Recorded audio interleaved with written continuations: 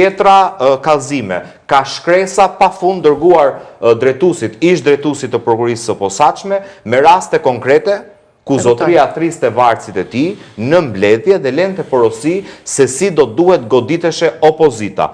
Por unë i lash më një anë këto, sepse to kanë qenë përpara një viti ku kemi qenë fushat. Ju fola me një dokument që del përtej Gazmend Bardhit dhe opozitës. Nuk keni një rast të dytë në historinë të paktën të 20 viteve të fundit në zgjedhje, që një raport i OSB-e Odirit hera fundit ka qenë në vitin 2000, ku policia është evidentuar si problem për të dhunuar opozitën apo votuesit të opozitës në zgjedhje.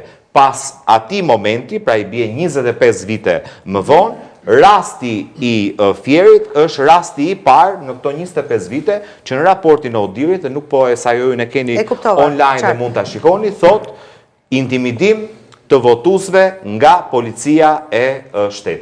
Gjensila, më dëgjoni, e lidhur live, edhe një pyetje të fundit përpara se të largohesh. Në fakt, para se të bëjë një pyetje, në fakt unë doja të ndalesha tek fjala që zoti Bardhi po thot. Nuk e di ku ka qenë zoti Bardhi në tetor apo dhe vetë opozita në tetor të 2024-s, duke qenë se ka qenë zoti tashmë i emëruar drejtori i përgjithshëm i policisë së shtetit Skënder Hita, një nga kandidatët po ashtu potencial në garë thuajse kokë më kokë për shkak edhe të pikëzimit në garën e parë me Ilir Prodon. Pra, në atë kohë, fokusi kryesor i opozitës dhe i zotit Bardhi ka qenë kryesisht tek Ilir Proda. Pse pikërisht sot për të emëruar, si kësa ere ishte paracaktuar Skënder Hita. Në atë kohë ka pasur një pikëzim teje të lartë edhe të Skënder Hitës.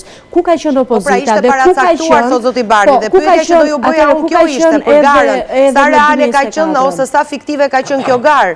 Nga informacionet që keni ju. Më falë, thjesht një ndërhyrje.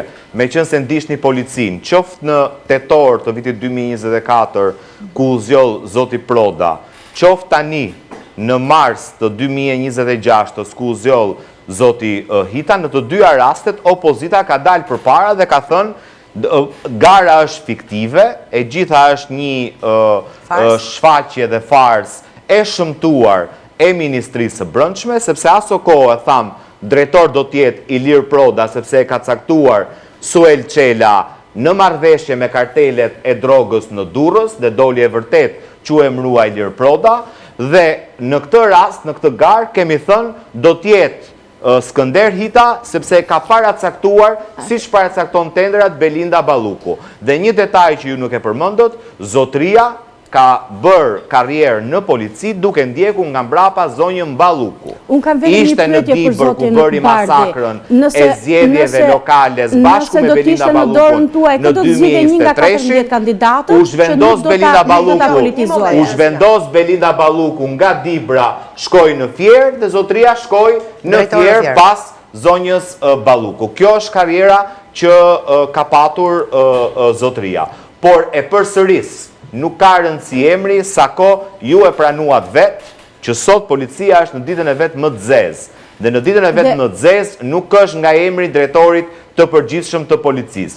Është sepse policinë e shtetit e komandon krimi i organizuar. Persona në kërkim nga Spaku, po ta them edhe një herë, dhe verifikojnë se një gazetare, persona në kërkim nga prokuria e posaçme, eksponent të krimit organizuar, ose takohen gjatë kohës që janë në kërkim me drejtuesit më të lartë policisë shtetit, ose shoqërojnë persona në kërkim për bërë lëvizjet e tyre nga Tirana në Durrës, nga Durrësi në Elbasan, nga Elbasani në Shkodër, shoqërohen me efektiv punonjës policisë shtetit. Dhe kjo tregon për inkriminim të thellë të policisë shtetit që nuk lidhet thjesht dhe vetëm me një emër. Gjensila ka një pyetje.